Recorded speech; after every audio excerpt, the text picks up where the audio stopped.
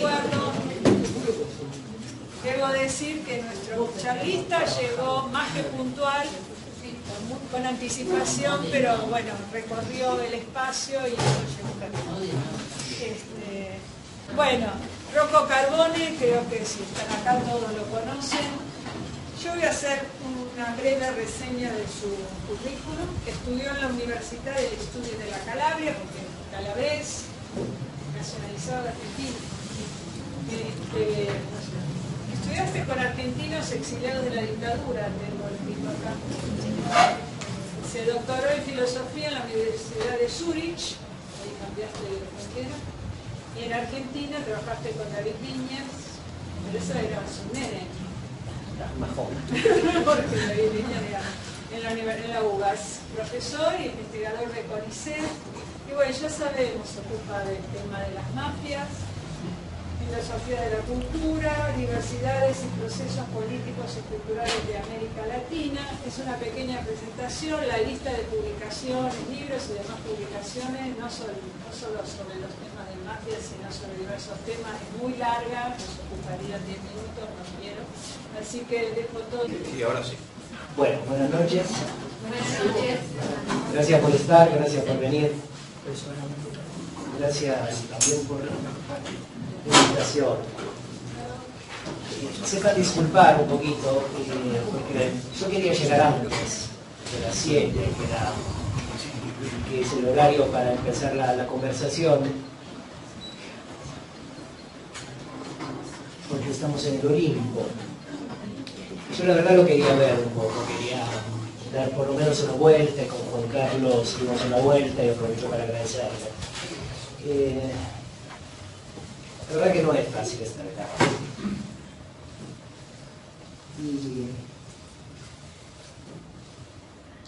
se van a disculpar. No es fácil estar acá porque por muchas razones.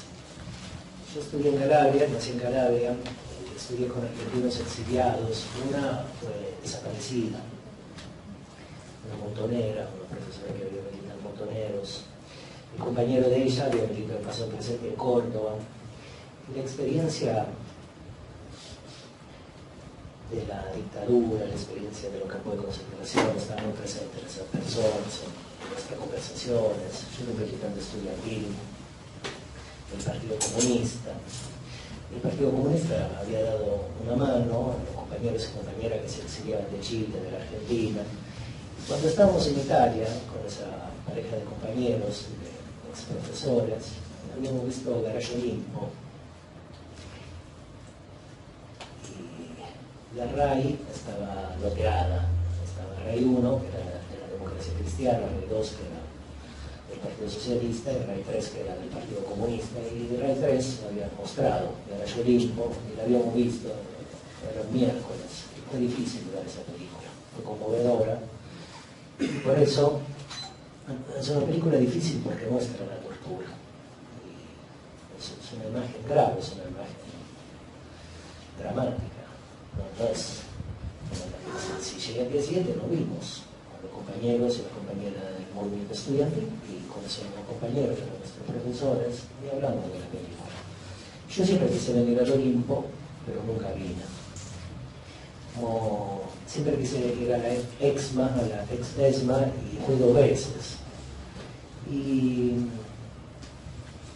la lectura y la visión de esa película fue acompañada en ese momento, cuando viví en Italia, de un libro de Verdisky, El vuelo de la muerte, y luego El retorno de la muerte, que se llama otro libro, de Miguel Bonasso. Y viendo esa película, leyendo esos libros, yo tuve la misma sensación que tuve ahora, se lo conté rápidamente a Juan Carlos, mientras caminamos por este lugar. Tuve dolor de panza y ahora también tengo dolor de panza. Estoy un poco conmovido. Sepan disculpar. Quiero tratar de reponerme de esa conmoción.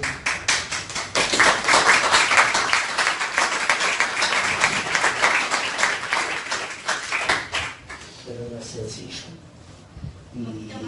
Sí, que no es sencillo salir de esa conmoción, pero me voy a reponer, disculpen. Bueno, y también un gran gusto ver la cara de nuestros compañeros y nuestras compañeras acá y en esa pared.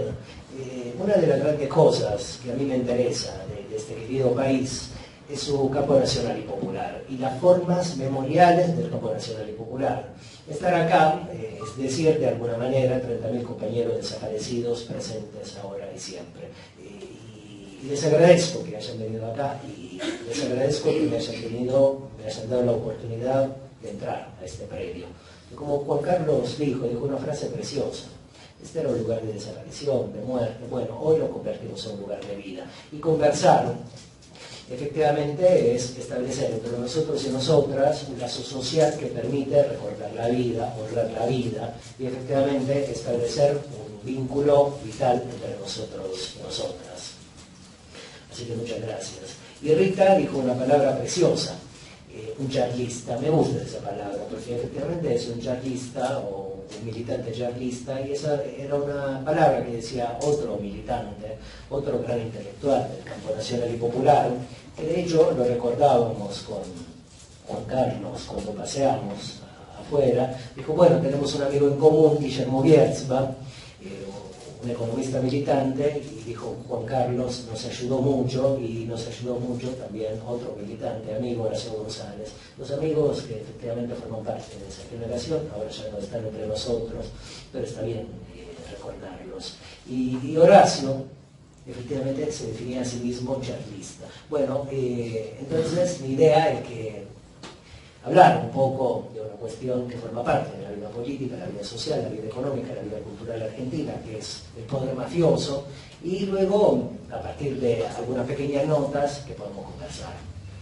En honor a esos viejos amigos que ya no están, en honor a la charla, en honor a la conversación en este lugar, que efectivamente es una forma militante, es una forma vitalista, y es efectivamente una forma de establecer un lazo social en un momento grave de la vida política, porque estamos en un año eleccionario y cuando se eligen siempre muchas cosas, no se elige apenas un nombre, no se elige un nombre de un político más o menos profesional o de un político más o menos militante. Cuando se lleva a cabo una elección no se pone una papeleta solo en una urna, sino que se lleva a cabo un espeso y un difícil y un complejo acto libertario y un complejo acto democrático. Se pone una papeleta con un nombre en una urna, pero en realidad se elige una conducción, se elige una estatalidad, se elige en función de una idea, que es la idea de democracia, la idea del campo popular, la idea, también votamos en función de una idea clasista.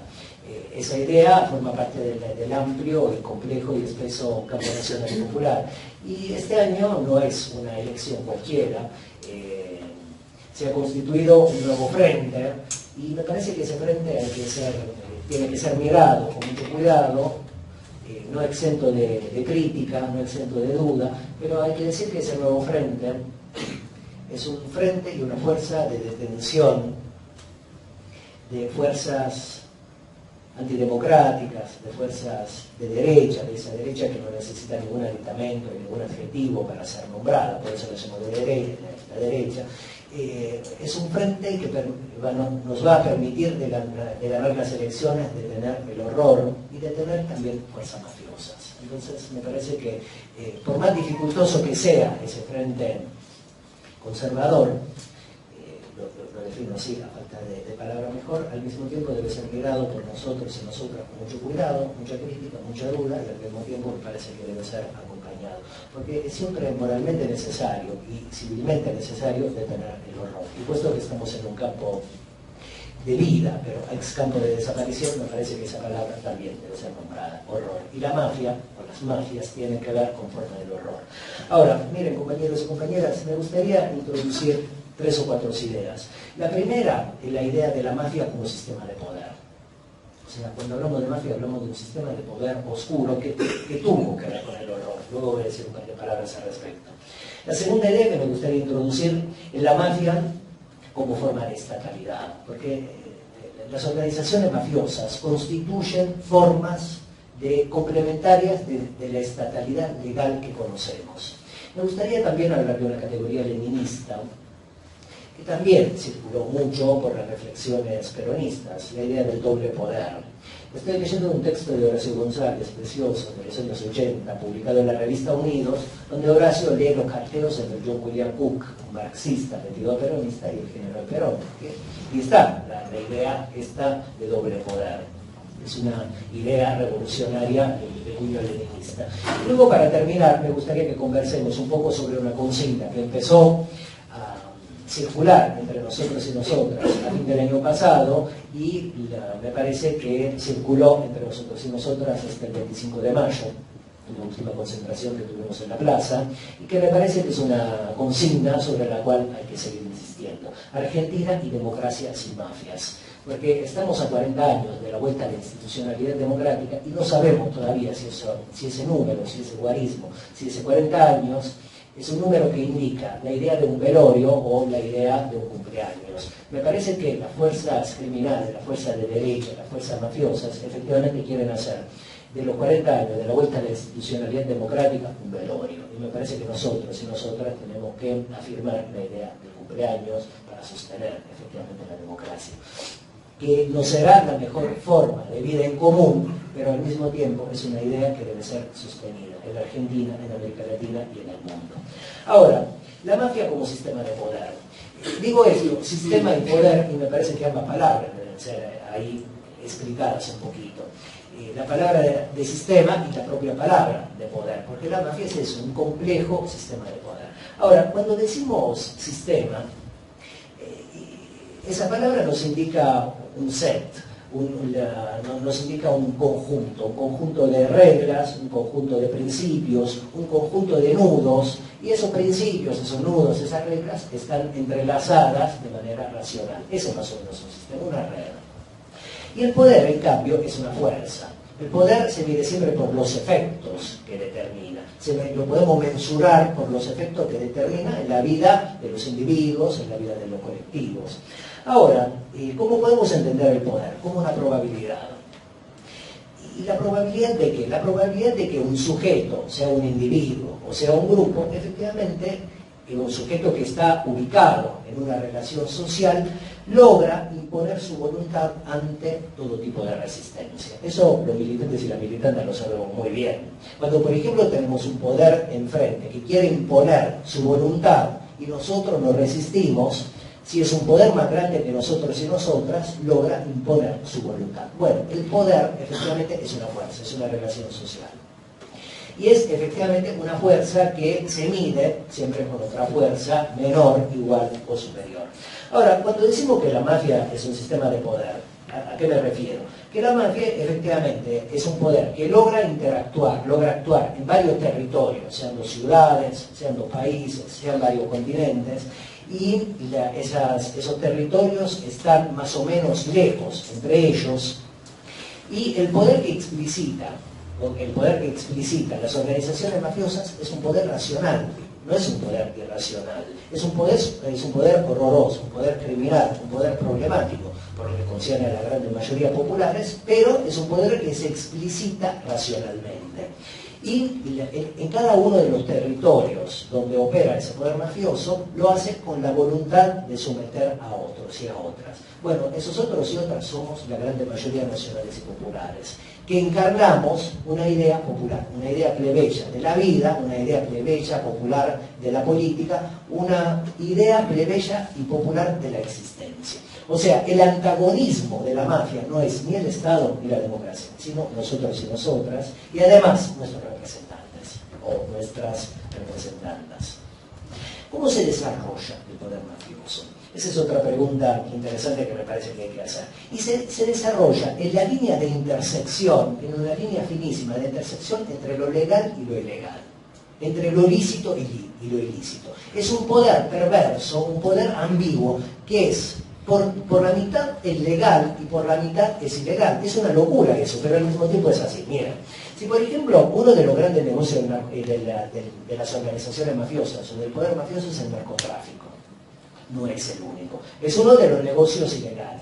Bueno, ese negocio ilegal permite acumular grandes capitales en temporalidades siempre muy breves. Bueno, esos capitales ilegales, ilícitos, luego son inyectados a través de formas bancarias, financieras, de lavado de dinero, a través de cuevas fiscales, que están en la Argentina, en América Latina o en otros lugares del mundo, como Suiza, el Gran Ducado de Luxemburgo. ¿Se acuerdan de Macri, por ejemplo, cuando le encontraron cuevas fiscales en Panamá? Bueno, Panamá es una gran cueva fiscal, eso es un gran lavadero de guita. Bueno, los grandes capitales que vienen del ámbito de la economía sumergida o de la economía en negro a través de espesos circuitos financieros y bancarios se inyectan en la economía legal, en la economía visible, en la economía lícita. Bueno, entonces, si yo soy un narcotraficante y acumulo muchos capitales ilícitos y luego a través de formas bancarias lavo esos capitales y creo amplia cadena de restaurantes, amplia cadena de pizzerías, amplia cadena de bares, esos son negocios legales. Pero bueno, son negocios legales creados sobre la base de la ilegalidad. Bueno, la mafia se mueve permanentemente entre lo legal y lo ilegal, a nivel de la economía, a nivel de la política y a nivel, efectivamente, de múltiples formas sociales. Ese es el poder mafioso, un poder perverso que te muestra siempre una cara de ese poder, la cara legal, pero sumergida tiene siempre una cara ilegal, perversa, que no vemos y que es difícil de reconocer. Ahora, ese sistema de poder es muy exitoso porque tiene la capacidad de conjugar lo local con lo global, o sea, lo nacional con lo internacional, con las formas propias de la economía global y de esa ideología que llamamos globalización. Y ese poder sofisticado que empalma lo local con lo global trata de erosionar al Estado-Nación, trata de fragilizar al Estado-Nación. O sea, los poderes mafiosos que se ubican en los corazones de la derecha, básicamente quieren estados chiquitos, estados minúsculos, estados frágiles, estados que se ponen a disposición de los intereses de las minorías intensas, de las élites, y por ejemplo se disponen al mismo tiempo en contra de los grandes intereses de la gran mayoría nacionales y populares. Ahora, otra cuestión que define al poder mafioso es básicamente el dominio totalitario de ciertos territorios. Rosario es una ciudad, es un territorio copado por poderes que desde el punto de vista securitario en la Argentina se definen como poderes de narcotraficantes, y no es así. Rosario está copado absolutamente por organizaciones mafiosas, una de ellas es Los Monos, y se organiza alrededor de una familia, que es la familia Cantero, que tiene 50 años en la organización efectivamente de narcotráfico, construcción de viviendas, la construcción del City Center y además múltiples negocios legales. Bueno, esa familia copó parte del Estado de la provincia de Santa Fe y parte del Estado de la ciudad de Rosario. Lo que coparon son todas las fuerzas policiales, o sea, las colonizaron. Las fuerzas policiales laburan para Los Monos. Hay otras organizaciones como la familia Alvarado, y en parte colonizaron el poder judicial de la provincia de Santa Fe. Entonces se mueven, como ven, efectivamente esa familia, los Canteros, entre la ilegalidad y la legalidad. Porque te guste más, te guste menos, la policía es un poder estatal que forma parte de la estatalidad legal, pero labura para intereses criminales o ilegales. Ahora, las mafias son como monstruos, lo podemos imaginar como monstruo mitológico, monstruo que tiene tres cabezas. Una cabeza piensa permanentemente en la ilegalidad, una cabeza piensa en la estatalidad, piensa en la legalidad, y una tercera cabeza piensa cómo hay que empalmar lo legal con lo ilegal permanentemente. Y esas tres cabezas pretenden colonizar el Estado. Ahora bien, ¿qué quiere decir que una mafia colonice el Estado? Quiere decir que efectivamente un poder mafioso, si coloniza el Estado, empieza a intervenir en la ejecución propia de las funciones del Estado. Y voy a hacer ahora un pequeño ejemplo con la deuda que solicitó la Alianza Cambiemos en julio del 18 ante el Fondo Monetario Internacional. Eso es un... Sí. No, estaba mirando. Ese es un mecanismo que efectivamente tiene una lógica o una racionalidad mafiosa, la deuda ante el Fondo Monetario Internacional. Ahora vamos a hablar de ella. Ahora bien, el doble poder, que es el otro concepto que me gustaría poner acá. El doble poder, la categoría del doble poder aparece en la filosofía del poder, en la filosofía política, con la revolución de Petrogrado en 1905, donde en el Soviet de Petrogrado participó Trotsky, pero no Lenin, que estaba exiliado en algún lugar. Y Lenin, que participa en el Soviet de 1917, en el 17 escribe un articulito de unas 4 o 5 páginas, que si quieren lo pueden buscar en la internet, lo pueden leer, se llama El doble poder o el poder dual, y reflexiona sobre la forma revolucionaria del Soviet del 5, donde él no había participado. ¿Y qué dice? Todas las formas revolucionarias en el mundo despliegan un doble poder frente al poder estatal. Y eso ha acontecido en el Soviet de 1905, en el Soviet del 17, fue la Revolución Cubana de 1959. Un argentino que formó parte de la Revolución Cubana, que se llamaba Che Guevara, escribió un libro preciosísimo que se llama Guerra de Guerrilla. Bueno, ese libro, que está dedicado a Camilo Cienfuegos, otro revolucionario cubano, efectivamente habla del doble poder revolucionario. O sea, cuando se despliega un momento revolucionario, cuando se despliega un momento grandemente emancipador, las fuerzas revolucionarias establecen por un tiempo corto un doble poder, paralelo al poder del Estado. En la Comuna de París de 1871 también se desplegó ese doble poder.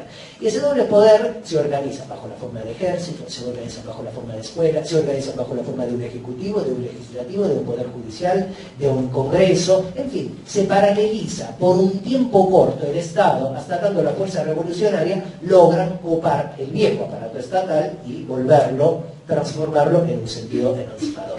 ¿Por qué digo esto? Porque el poder revolucionario establece un doble poder por una temporalidad muy breve, hasta tanto logre copar el Estado. En cambio, las mafias son doble poderes permanentes, que una vez que se meten en el Estado, es muy difícil que lo abandonen. O sea, las fuerzas no emancipadoras, las fuerzas reaccionarias, piensan con la cabeza de las fuerzas emancipadoras y revolucionarias y desquician nuestra forma de pensamiento, desquician nuestra forma de poder, y mientras el doble poder revolucionario dura el tiempo de un parpadeo, un día, 10 días, un mes, 3 meses, o 72 días, como la Comuna de París, que duró, efectivamente, se desplegó por una temporalidad brevísima. Acá, por ejemplo, un doble poder fue el camporismo. También fue una primavera, ¿no? 40 días, donde efectivamente sucedieron un montón de cosas que eran impensables ante esa primavera camporista. Bueno, ¿por qué digo esto? Para pensar el doble poder mafioso, que una vez que coloniza el Estado, no lo deja, de ninguna manera. Ahora, uno de los objetivos de ese doble poder mafioso, ¿cuál es? Efectivamente que se creen sociedades duales. O sea, que las sociedades estén divididas en dos partes. Una parte minoritaria que tiene acceso a bienes, servicios, derechos, y otra parte constituida por las grandes mayorías populares que no tengan tendencialmente ningún derecho y que finalmente estén sometidas permanentemente a esas élites, a esas formas oligárquicas. Miren, últimamente descubrí una cosa que había intuido pero que no podía explicar.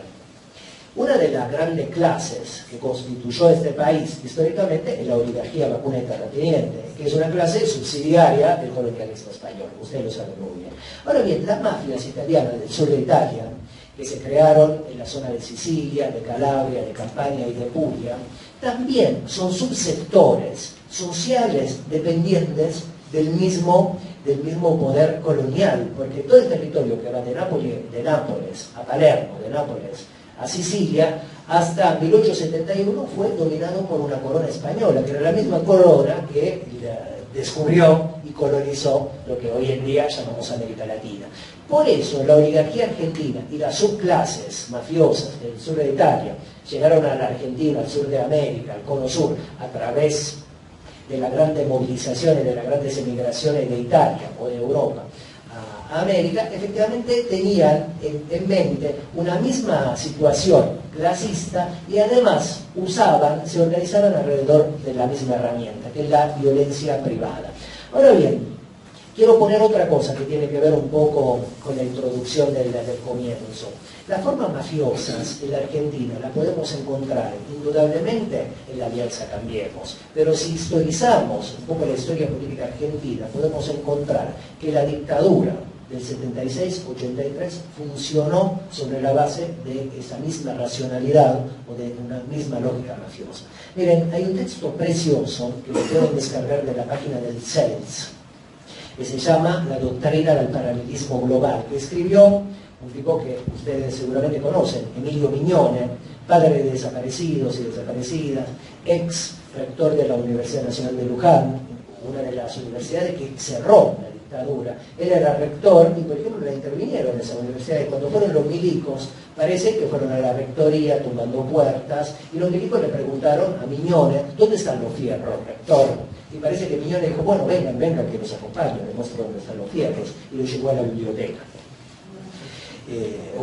Una ironía interesante. Bueno, en el 81 escribió un texto que se llama La teoría del paralelismo global, que fue publicado y fue presentado en un congreso en París de Derechos Humanos. Y en ese texto, ¿qué dice Mignone? El poder de la dictadura funcionaba con un doble plexo normativo, un plexo legal que estaba por arriba de la Constitución Nacional y un plexo clandestino, ilegal. Bueno, eso es el corazón del poder mafioso, que podemos encontrar también en la última dictadura tendida entre el 76 y el 83. En algún momento en la Argentina, compañeros y compañeras, debemos historizar esos apellidos, como Videla, Viola, Mignone, Agosti, todos apellidos italianos. Ahora bien, con esto que quiero decir, que la mafia no es una cuestión étnica, que no tiene que ver con una ascendencia, pero tiene que ver con un método. Y el método mafioso y el poder mafioso llegó a la Argentina con la inmigración clásica entre 1880 y 1945-1955. Solo que entre muchos migrantes y migrantas llegaron efectivamente también antiguas organizaciones mafiosas. Y llegaron a los Estados Unidos, llegaron a Australia, pero llegaron acá. Ahora, el problema entre la Argentina, Australia y Estados Unidos, que tanto Estados Unidos como Australia, el Estado se propuso estudiar esas formas criminales para entender cómo operaban en sus territorios. Bueno, la Argentina no se dispuso en ningún momento a estudiar el poder mafioso, ni bajo la forma de la cientificidad nacional. Yo soy laborante del CONICET, y en el CONICET nos inscribieron casi libros de investigaciones sobre el poder mafioso, ni en la Universidad Nacional, ni básicamente en lo que llamamos el Estado. Si uno mira, por ejemplo, el Parlamento, ni en senadores ni en diputados existe una comisión bicameral que estudia, por ejemplo, los fenómenos mafiosos encabalgados con la política. Entonces, es una actitud necesaria, militante, que hay que asumir militantemente para empezar a estudiar y entender cómo funcionan esos poderes que están entre nosotros y nosotras. Ahora, un poco la cuestión de la deuda, ¿sí? La deuda que el macrismo, que la Alianza Cambiemos solicitó en el 18 ante el Fondo Monetario Internacional. Estamos hablando de 45.000 millones de dólares que ahora están pagando las clases trabajadoras nacionales, o sea, personas como nosotros y nosotras. Esa deuda la trajeron desde el fondo a la Argentina y, por ejemplo, fue fugada por los propios funcionarios de la Alianza Cambiemos. No sabemos dónde están esos 45.000 millones de dólares. Indudablemente sabemos que no están en la Argentina. Indudablemente sabemos que esa deuda no sirvió para construir una escuela, para construir un hospital, para construir una universidad o un centro de jubilados. O sea, fue una deuda que fue fugada por los propios cuadros económicos y por los propios cuadros de la Alianza Cambiemos. Bueno, pensar esa deuda es interesante porque funcionó sobre la base de esa racionalidad legal-ilegal, legítimo-ilegítimo. ¿Por qué?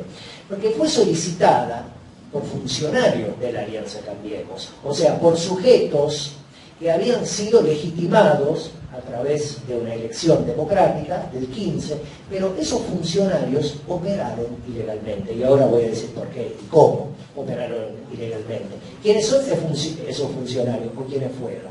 Fueron básicamente esos sujetos que integraban el aparato económico de la Alianza Cambiemos, integrada por Macri, indudablemente, integrado también por Duhovne, que fue exministro de Hacienda, por Luis Caputo, exministro de Finanzas, Federico Sturzenegger, expresidente del Banco Central, y Guido Sangleres. Ahora bien, esos funcionarios legales, ¿por qué operaron ilegalmente?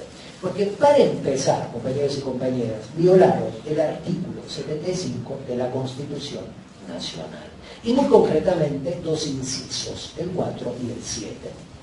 No voy a repetir, digamos, no voy a citar ni qué dice el artículo 75, ni los incisos 4 y 7, pero voy a reponer básicamente el sentido general. ¿Qué dicen ese artículo y esos dos incisos? Que cuando un ejecutivo, sea de derecha, sea de izquierda, sea peronista, sea cambienita, cuando solicita una deuda ante el Fondo Monetario Internacional o ante cualquier instituto de crédito, debe necesariamente solicitar autorización a otro poder, porque el poder republicano democrático está dividido en tres subjetividades. El poder judicial, que es un poder efectivamente antiguo, es un poder casi monárquico. De hecho, uno de sus grandes símbolos es la Corte Suprema de Justicia. En esa palabrita, corte, hay un símbolo menos democrático y republicano que monárquico. Y de hecho, el pueblo no elige a esos representantes, a esos ministros, que luego definen legisla sobre nuestra vida. Luego está el poder más plebeyo, el poder más popular, el poder más amplio, que el poder legislativo, junto a cámaras, senadores y senadoras, diputados y diputadas, y luego está el ejecutivo. Bueno, cuando un ejecutivo debe solicitar una deuda, necesariamente debe solicitar autorización al legislativo, porque el poder, ¿qué es la democracia? ¿Cómo la podemos pensar la democracia? La podemos pensar como un poder limitado, pero al mismo tiempo interesante, porque es un poder plural, diseminado, reconocible en su diversidad. O sea, el poder democrático no está cargado sobre un sujeto o pocos sujetos, sino múltiples sujetos. Algunos están en el Ejecutivo, otros en el Legislativo y otros en el Poder Judicial. Bueno, entonces, esos funcionarios legales operaron ilegalmente. ¿Cómo operaron? Bajo la forma de una lógica mafiosa. Entonces, los mafiosos no son tipos que tienen, qué sé yo, fusiles, mitras, que van, qué sé yo, con sombreros y con anteojos oscuros, sino que son sujetos de gran envergadura, empresarios de gran envergadura, que operan según una lógica de lo legal y legal. Y la deuda, efectivamente, funcionó sobre la base de esa lógica. Ahora, otra cosa que se violó fue el propio estatuto del Fondo Monetario Internacional, o sea que esa lógica funcionó del lado argentino, pero funcionó también del lado norteamericano o del lado del Fondo Monetario Internacional. Ahora, compañeros y compañeras, esa deuda no es apenas un préstamo de 45.000 millones de dólares al argentino, al pueblo argentino, sino que es un mecanismo de cogobierno y es un mecanismo que pone en estado de crisis la soberanía. Esa palabra, que parece muy no lo es. La soberanía es una autonomía y es una libertad para que el pueblo decida sobre lo que tiene que decidir, sobre la hidrovía, sobre las escuelas, sobre la educación, sobre la cientificidad, sobre la política, sobre el Estado, sobre si abrir o no una puerta. Eso es la soberanía, la autonomía y la libertad de un pueblo en un territorio a decidir sobre su propio destino, sobre su propio presente y también sobre su propio pasado. Bueno, eso es la soberanía. El Fondo Monetario Internacional cogobierna. Ahora, con el actual gobierno, cogobernó con el gobierno de la Alianza Cambiemos, y hoy en día esa deuda pesa sobre las clases trabajadoras nacionales, pero efectivamente define nuestra existencia, define nuestra vida. Cosas muy banales, pero al mismo tiempo de tan banales, importantísimas para la vida. ¿Cuánto pagar, por ejemplo, qué sé yo, por la electricidad, por el agua, para los servicios? ¿Cuánto pagar, por ejemplo, qué sé yo, un boleto de subte o un boleto de micro? O, por ejemplo, qué sé yo, definir cuánto debe costar un kilo de azúcar, un kilo de carne. Bueno, eso, cuando hablamos de soberanía, hablamos de eso. Y todas esas cuestiones se definen, menos en Buenos Aires, menos en la Argentina, que en Washington o en Nueva York. Y funciona ese aparato de poder que determina ahora nuestra existencia, nuestra forma de habitarles, las populares, me refiero, efectivamente tiene un principio de mafiosidad. Y es difícil desarticular. E incluso cuando se van a pagar, si esa deuda se va a pagar en algún momento, hay que ver qué queda en la psiquis de nuestros políticos y nuestras políticas, en la forma de comprensión, en las formas cognitivas, en la forma de hacer política dentro del Estado. Ahora, me gustaría poner otra cuestión. El poder mafioso se impone quebrar siempre, se impone destruir, se impone afectar a las formas nacional populares y también a nuestros representantes, a nuestros líderes y a nuestras lideresas. Miren, ya lo dije, pero quiero enfatizar esta idea, que es la siguiente. Todo poder mafioso se organiza alrededor de una herramienta fundamental, que es la violencia. Sin mafia no hay violencia, ¿sí? El 1 de septiembre del año pasado aconteció un magnifemicidio en la Argentina, que por suerte no se desarrolló, no se desplegó en la clave mortuoria, en la clave luctuosa, en la clave de un homicidio, pero que se desplegó, o sea, en contra de la vicepresidenta.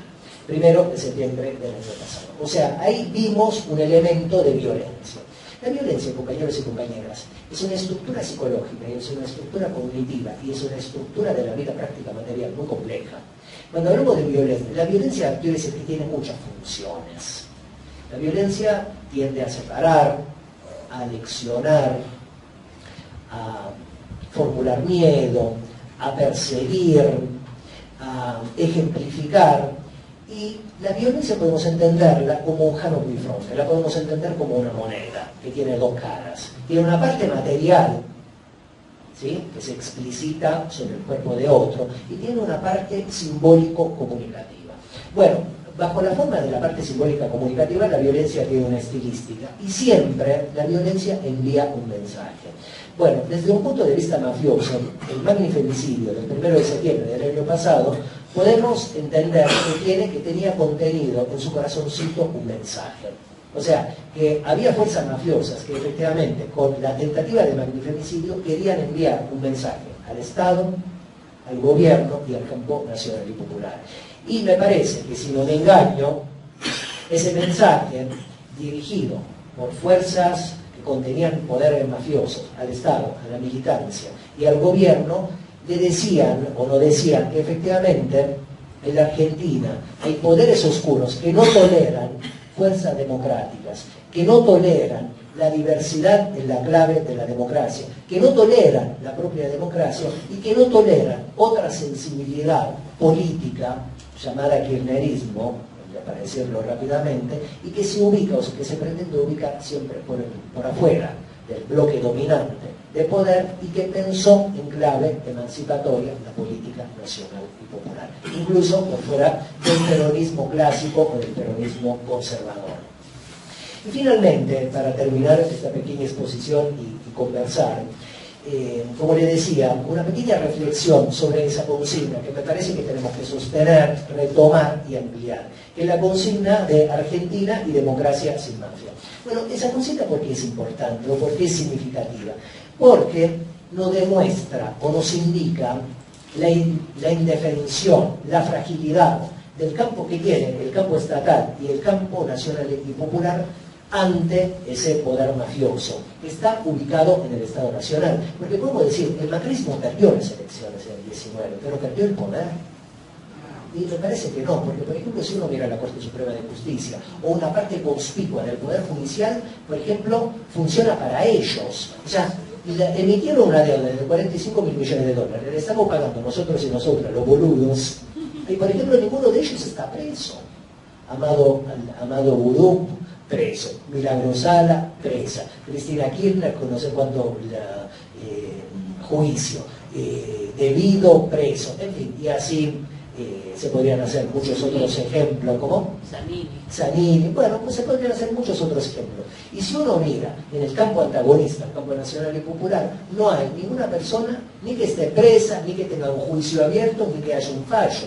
Bueno, entonces una parte conspicua del Poder Judicial trabaja para el campo antagonista al campo nacional y popular. Por ende, el campo nacional y popular está en estado de indefensión. Si uno mira el Poder Legislativo, también está poblado por un montón de sujetos y sujetas que forman parte del campo antagonista. Y si uno mira el establishment, de lo que se llama el establishment, quiero decir, la conducción y la orientación de la economía, también está permanentemente habitado, está permanentemente, ese poder, el establishment, alberga efectivamente sectores que forman parte del campo antagonista al campo nacional y popular.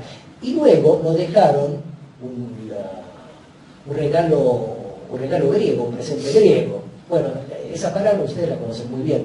El presente griego, esa palabra presente griego, es algo que tiene efectivamente forma la de un presente, de un regalo, pero que adentro de la panza le tiene otra cosa. Bueno, es el caballo de Troya, ¿no?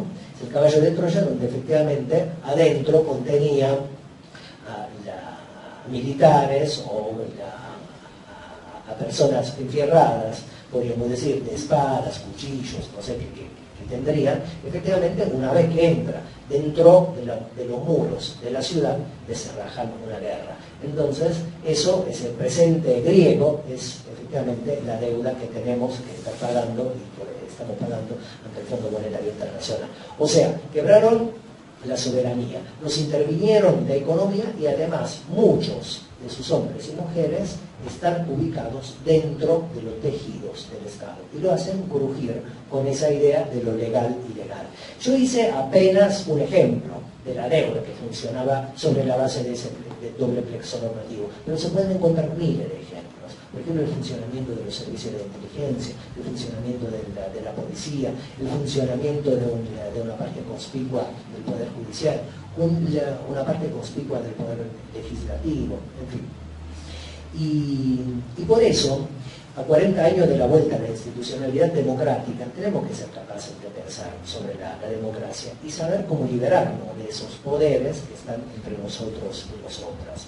Porque efectivamente, los poderes mafiosos quieren quebrar las convivencias democráticas. Y cuando digo democracia, entiendo una ciudadanía compleja, una ciudadanía dispuesta a la participación social, con una vocación cultural, con una vocación política. Cuando hablamos de democracia, compañeros y compañeras, hablamos de una comunidad de hombres y una comunidad de mujeres plenas en un contexto de iguales. Bueno, efectivamente, esos poderes mafiosos quieren quebrar el poder democrático, a 40 años de la vuelta a la institucionalidad democrática, quieren volver a disputar el Estado, de la mano de Rodríguez Larreta, de la mano de Bullrich, de la mano de Morales y de la mano del primo Jorge Macri, en Capital Federal, que vivió siempre en la provincia de Buenos Aires y que ahora se está presentando como precandidato por Cambiemos, por el PRO, a la Intendencia de Capital Federal, y la justicia dijo que sí se podía presentar.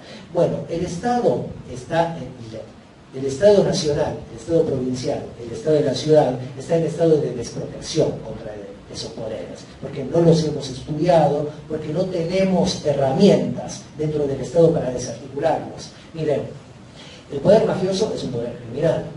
Todo Estado moderno, todo Estado liberal, republicano, burgués, liberal, efectivamente dispuso una disciplina y dispuso un poder para luchar en contra de la criminalidad. Esa disciplina se llama derecho, ese poder se llama poder judicial, y dentro del ámbito del derecho existe una parte, que es el derecho penal, que se ocupa de perseguir los fenómenos criminales, tratar de contenerlos o de desarticularlos. En el Código Penal Nacional no existe la figura de asociación mafiosa. Entonces, si mañana nos levantáramos y estuviéramos convencidos que yo, por poner algo, sea un mafioso, el Estado no me podría hacer absolutamente nada. Por eso estamos en estado de desprotección ante esos poderes, porque no lo conocemos cómo operan, sus formas psíquicas, sus formas cognitivas, racionales, sus formas lógicas. No tenemos ninguna herramienta dentro de la estatalidad, pero al mismo tiempo, como decía un viejo político argentino, si algo no se puede hacer en el palacio, se hace en la vereda o en la calle. ¿Qué quiero decir con eso? Esta charla es necesaria, es fundamental, y estas cuestiones, estas charlas, estas formas conversatorias, hay que ampliarlas. No conmigo necesariamente, lo pueden hacer ustedes informándose y estudiando un poquito y ampliarlas para que la palabra mafia y para que la forma del poder mafioso lleguen a otros compañeros y compañeras. Porque hasta tanto el Estado no active o no codifique o no norme la asociación mafiosa, nosotros y nosotras podemos crear una forma de conciencia militante y popular para resistir a esos fenómenos que están entre nosotros y nosotras y están en el Estado. Bueno, por suerte, una buena, luego de tantas pálidas, en la Argentina ha empezado un movimiento antimafia. Ha empezado de la mano de un cura de Opción por los Pobres, el padre Paco Oliveira, y por la mano también de un grupo de jóvenes, muy interesante, que se llama Les Jóvenes, que le publican unos videos y hacen unos videos muy interesantes, ahora están en Jujuy.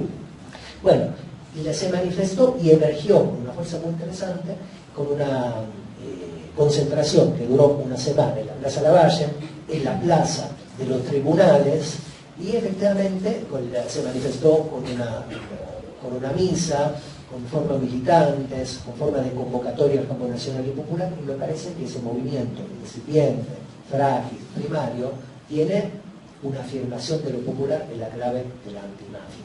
Y ese movimiento hay que sostenerlo, hay que darle oxígeno y hay que darle aire, y a cualquier movimiento militante se le da aire si efectivamente puede sumar un militante más, una militante más, y volvernos sostenes de algo que es necesario para que en algún momento podamos llevar a cabo una forma emancipatoria de la clave de lo popular y liberarnos de estos poderes que están entre nosotros y nosotras, por lo menos hace 100 años. Bueno, muchas gracias y comencemos.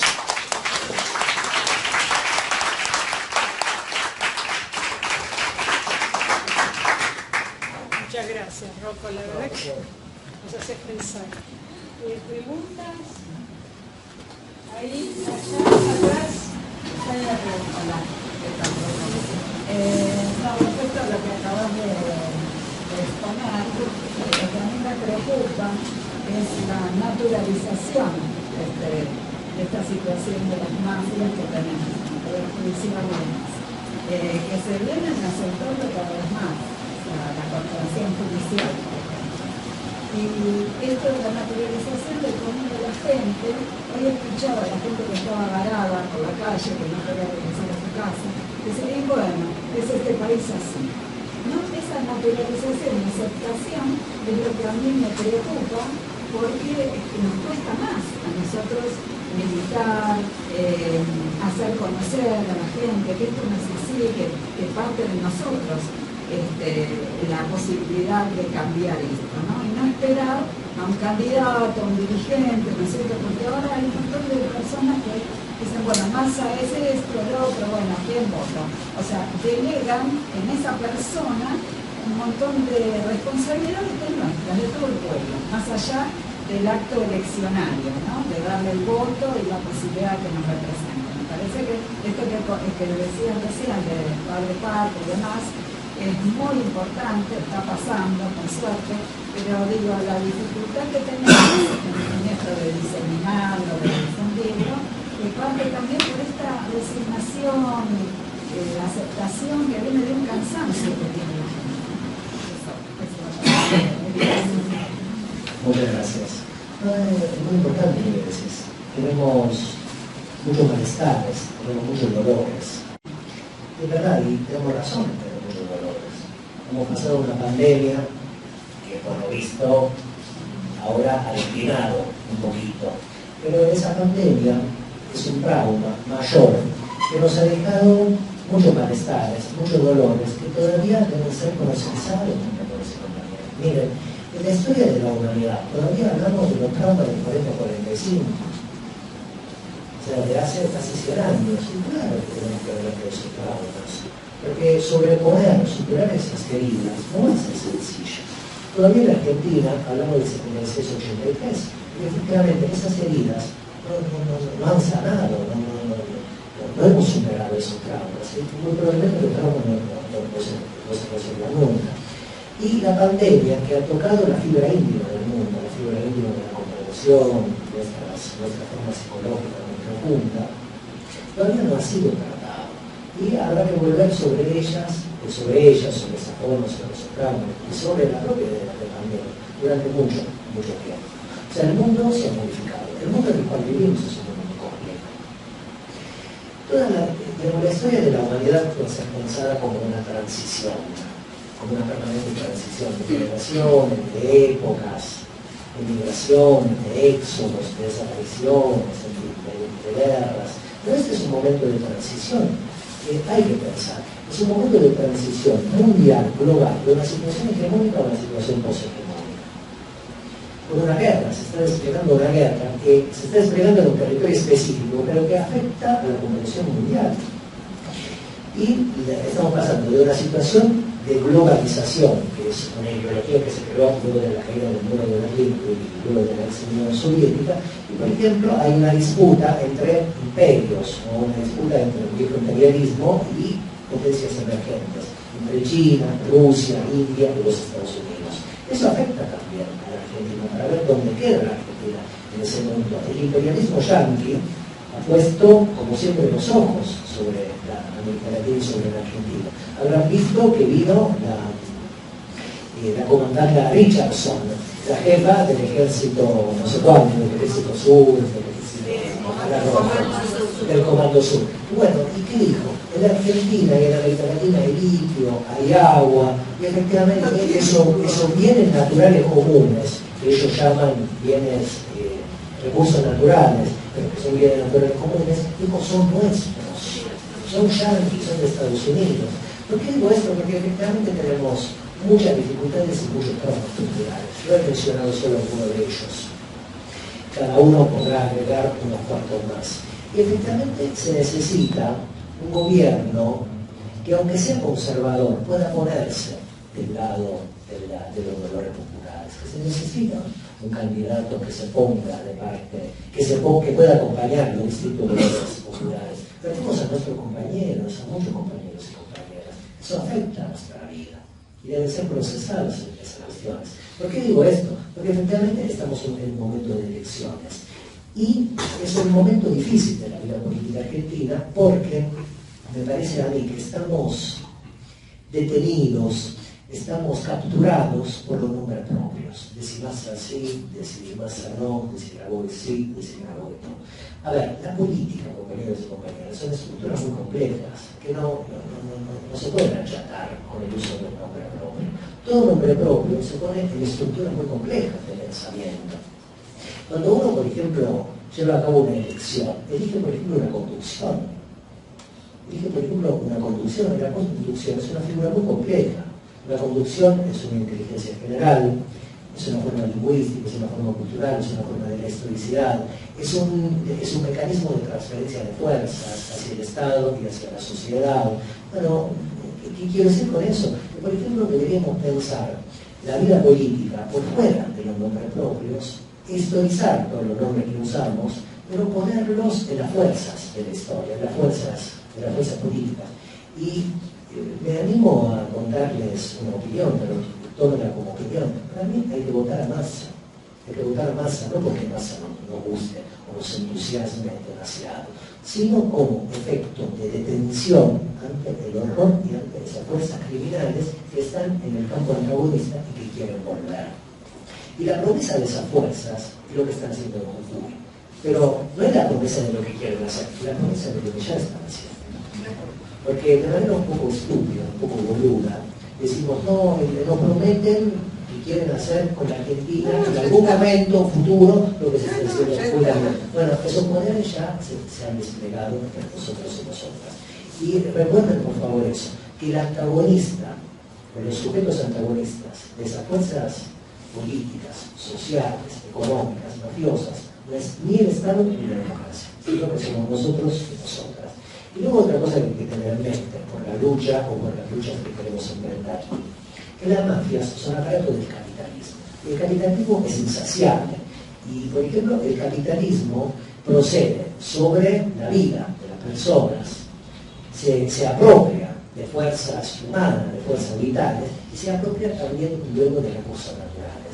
Y el capitalismo necesita expandirse, necesita avanzar. Y avanza a través de tres organismos: el imperialismo, el colonialismo y las mafias. El capitalismo está muerto, compañeros y compañeras, es como Drácula.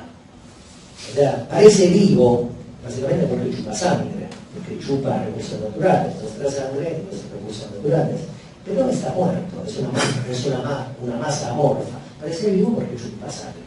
Que las mafias no dienten de Drácula, sean dientes postizos o dientes reales.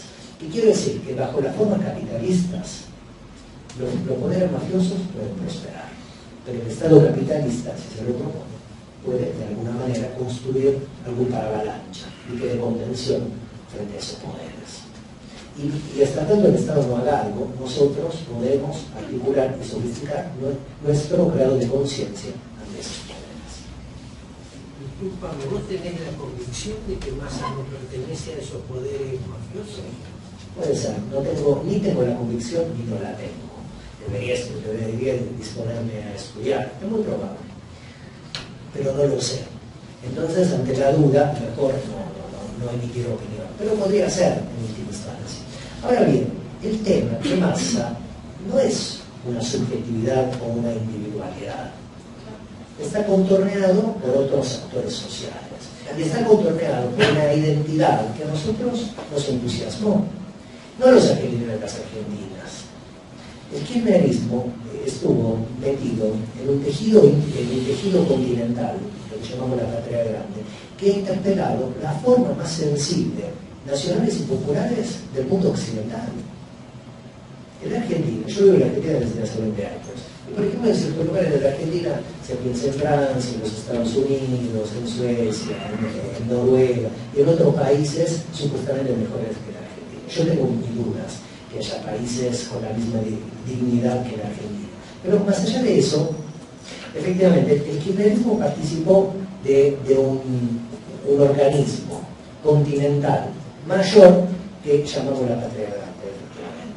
Ahora bien, esa identidad que nos interpeló mucho a los argentinos, a las argentinas, a los latinoamericanos y a las latinoamericanas en una parte conspicua del sistema occidental, porque se hablaron mucho de América Latina, de Europa, durante los años durante el 98 al 2015, en la clave de la emancipación. O sea, efectivamente, en Europa, mirando lo que pasó en América Latina, nos decíamos a nosotros mismos, es posible pensar, es posible una vida fuera del neoliberalismo, es posible una vida sobre el borde del capitalismo, es posible una emancipación popular. Entonces, las viejas colonias enseñaron mucho a la metrópolis en la clave de la emancipación entre el 98 y 2015.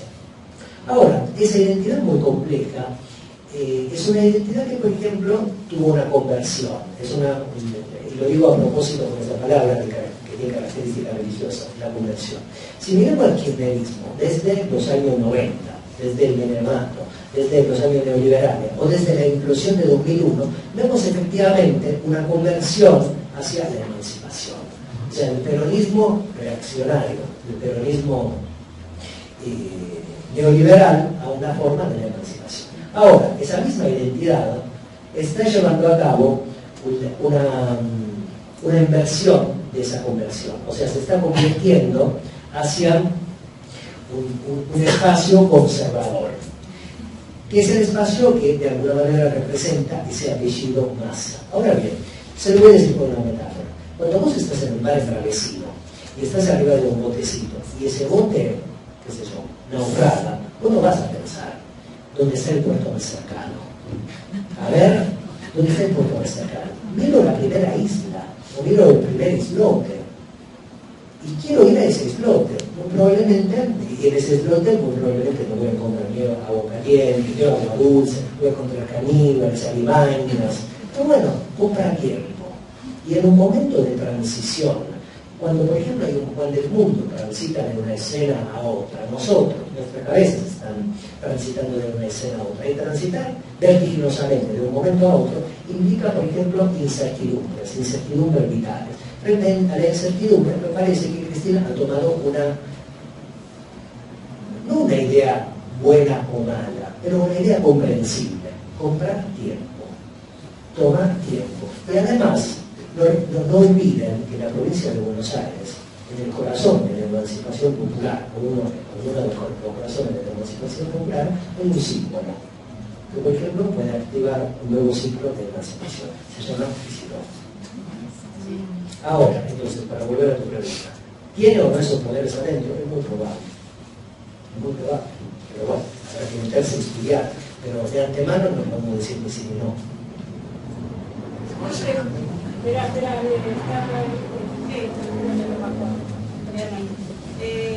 Hola, yo quería preguntarte sobre el rol de los medios de comunicación en el poder mafioso. Que te vi. Es muy buena la pregunta. Miren, los medios de comunicación en los poderes mafiosos. Yo he estudiado con cierta intensidad las 4 organizaciones mafiosas que han secretariado, por varias razones, y luego empecé a estudiar las organizaciones, también por varias razones, porque como soy militante revolucionario, que puedo estudiar las formaciones criminales, mafiosas rusas, que han nacido durante el estalinismo, de la ex Unión Soviética, y que ha llegado hasta acá. Y luego, por curiosidad, puesto que soy una persona curiosa, las formaciones criminales mafiosas chinas. Las chinas nacieron en 1600, 1625. Las rusas, en 1930, 1940, durante el estalinismo. Las italianas tienen más de 200 años de historia. O sea, estamos hablando de poderes antiguos, poderes muy antiguos, poderes más antiguos que el Estado-nación, tal como lo conocemos hoy en día, el Estado moderno. ¿Qué quiere decir que, por ejemplo, sean poderes antiguos? Que tienen más conocimientos que el Estado moderno, tienen más poder que el Estado moderno y tienen más saberes de la índole que fuere. Por ejemplo, todas las mafias han elaborado lenguas secretas, todas.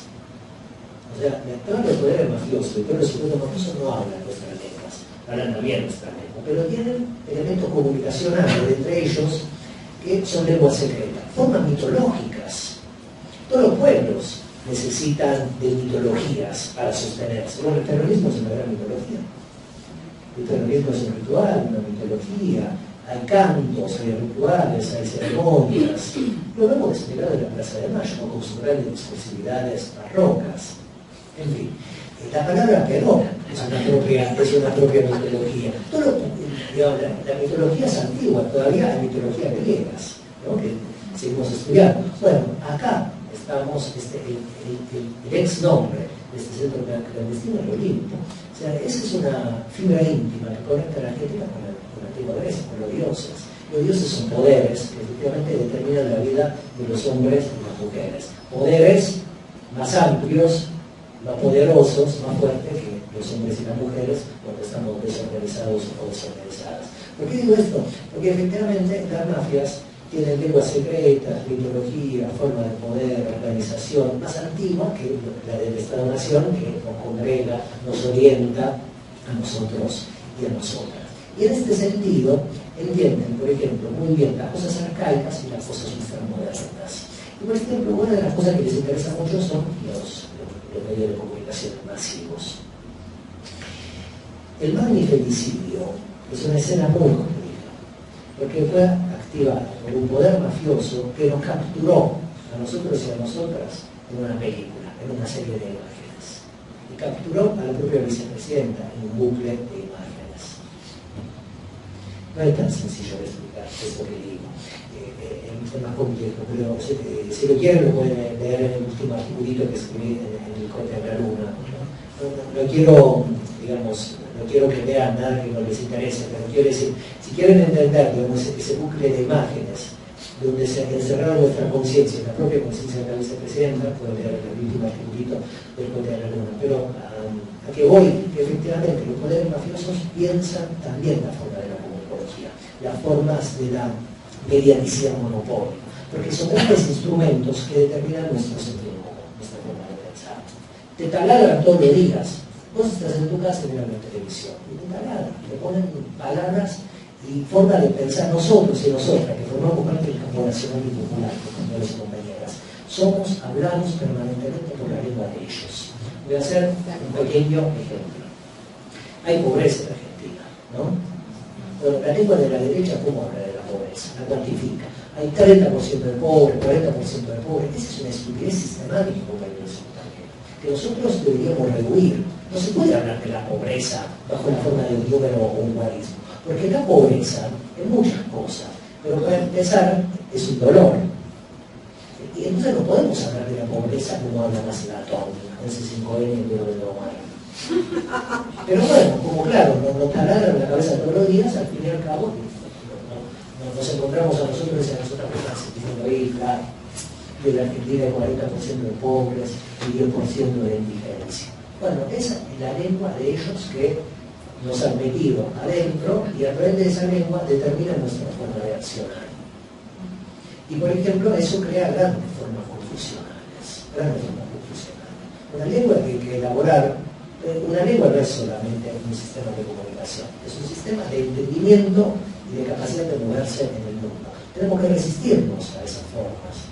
Y los poderes mafiosos efectivamente dominan los medios masivos de comunicación bajo una forma de la mediaticidad monopólica, porque saben que son instrumentos de colonizar la psiquis. Antes, por ejemplo, te colonizaron con un ejército, se trataban con la policía, con el poder judicial. Hoy, por ejemplo, es mucho más fácil. Colonizaron nuestros cuerpos, nuestra forma de pensamiento con los celulares. Cada uno de nosotros y nosotras tiene un celular en su bolsillo. Bueno, ese celular, para empezar, es un aparato que chupa información permanentemente nuestras y las informaciones de lo más visible. Incluso, por ejemplo, saben cuántas pulsaciones cardíacas emitimos en el día, cuántos pasos caminamos, dónde estamos. Tiene mucha información, por ejemplo, ideológica, de nuestra forma cultural, de lo que nos gusta, de lo que no nos gusta. Y, por ejemplo, son formas que nos desconectan de las relaciones sociales. Ustedes se acuerdan de sus padres, sus abuelos que iban a jugar a la bocha, se iban al bar a tomar un café, que iban al club a nadar, que iban a la iglesia el domingo. Bueno, hemos sido decauperizados de esas formas, de jugar a la bocha, de ir al bar, de ir al club. Son modos sociales que son sostenes de una comunidad más compleja que la sociedad. Estamos enchufados permanentemente, en mayor o menor medida, a la red, a través de los celulares, nos desconectamos de las formas sociales más primarias que hacen a la vida, a la sociedad, a una patria, una existencia y una nación. Bueno, eso lo hace la red. Perdón, y si eso nos pasa a nosotros, lo más grave pasa con los niños, porque no tienen ninguna forma de relación. Y bueno, son cosas que hay que pensar. ¿Qué hacemos con esos niños? Acá el señor tiene una pregunta. Decime, respecto al tema de directamente contra la masa, ¿qué tipo de mensaje le estamos dando al verdadero poder real? Porque él nos mandó muchos mensajes. Es decir, yo no creo que todo comienza en el 98, y más para la gente grande, que verdaderamente viene viendo el poder real desde el 55, cuando nos hicieron pelota en la plaza y mataron civiles. Es decir, desde ese entonces hasta ahora, ellos nos vienen mostrando el poder real. ¿Qué mensaje le damos en este momento que podemos votar en las PASO a Grabois y no a Massa? Y cuando venga la verdadera votación, sí votar a Massa. Porque que la gente de nuestro sector está completamente enojada, decirle algo, con el gobierno de Alberto. Con mucha razón. Convengamos que tiene mucha razón. Ahora bien, tenemos la oportunidad de mostrarle por lo menos los dientes. Mirá, somos muchos los que estamos, yo pienso, con la raíz del kirchnerismo. Porque si vos te pones a pensar, ¿por qué nos sentimos defraudados por Alberto? Porque no hizo lo que hizo Néstor, ¿sí? No tuvo la convicción para hacerlo. No lo voy a marcar como que fue todo un plan de la mafia, Alberto también. Vamos a imaginar que tuvo la idea de que podía llegar al convencimiento con la palabra. Pero en algo tan importante como vos dijiste que fue la deuda, en la primera de cambio no escuchó a Cristina. Y yo no digo que Cristina no se equivoque. No nos tenemos que mentir. Cristina, inclusive Néstor, cuando elige en la 125 a Lutó, no sé sobre qué base lo habrá elegido. Lo mismo que a Cobos, ¿cierto? Estamos totalmente de acuerdo que las 125 estaban mal desde el principio. Cualquiera se daba cuenta que por la segmentación eso iba a fracasar, sobre todo sabiendo a quién teníamos enfrente, que no eran chicos del pecho. Algunos eran mafiosos y otros eran los poderosos, los de la sociedad rural, que ya tenían los medios y que tenían... Entonces, las explicamos varias veces. Con esto no quiero decir cualquiera se puede equivocar, cualquiera se puede equivocar. Pero en este momento se me ocurre, estoy diciendo, creo que tendríamos que mostrar los dientes en la primera. Yo comprendo lo que vos decís, referido al peligro que existe, por supuesto, y frente a ese peligro ¿qué? Y te hago otra pregunta, ¿y qué pasaría si nos volvemos a equivocar? ¿Qué pasaría con el kirchnerismo si nos volvemos a equivocar? ¿Qué pasa con la gente? ¿Qué pasó que no nos dimos cuenta que teníamos que formar organizaciones como para que preparara cuadros políticos, como lo hizo el PC en la época de la dictadura? Estudiaba en el CELS en plena dictadura, y cuando sentíamos una sirena, todos callados, se apagaban las luces y todo. ¿Qué pasó con eso? ¿Por qué también fallamos en eso? ¿Por qué no hubo una formación de cuadros políticos? ¿Por qué no hubo eso dentro del kirchnerismo? Que desconocíamos quién estaba, pero yo te pregunto porque vos estás mucho más preparado que cualquiera de nosotros, porque estás dentro de la militancia de él, estás más en contacto con los nuestros, allá arriba. No se le hace ninguna crítica de eso. La Cámpora, que verdaderamente parecía que se iba era como el renacer, ¿no? Y de repente no sucedió nada. Siempre eso ponía de manifiesto porque estábamos con una organización cercana, un centro cultural de Kirchner, ahí en Ituzaingó. Siempre le ponía yo el ejemplo de los grupos religiosos, ¿no? De los testigos de Jehová. Che, no pasa nadie por casa a explicarnos algo, a prepararnos para lo que viene. Perdón, la pregunta concreta es si yo creo que son varias preguntas. Sí, por eso, pero digamos. Sí, son una varias preguntas. Grabó y si hicimos pero ya sabes cuáles son las dudas. No, hay muchas preguntas y es una buena intervención. Más fuerte. Sí, y hay muchas preguntas, que es una buena intervención, y hay varias preocupaciones en la intervención del compañero que pueden ser compartidas y deben ser compartidas.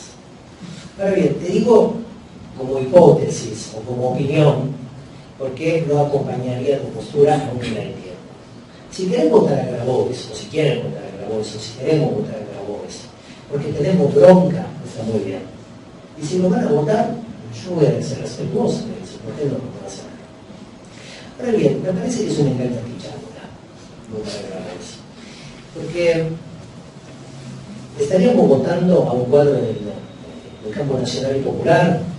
Votando a Grabois estaríamos votando a un cuadro del campo nacional y popular. Yo creo que no. Pero más allá de mis creencias, tengo 4 argumentos del por qué no estaríamos votando en un cuadro del campo nacional y popular. Cuando decimos campo nacional y popular, ¿qué decimos? Movimientos sociales, organismos de derechos humanos, sindicalismo de lucha, ¿no? Me parece rápidamente, al menos, ¿no? Digamos, son las 3 grandes patas, las 3 grandes identidades del campo nacional y popular. Entonces, si esto se acepta, si se acepta lo que acabo de decir, se acepta que efectivamente en el campo nacional y popular están los organismos de derechos humanos. ¿Cómo se compatibiliza la idea de bomba atómica con los derechos humanos?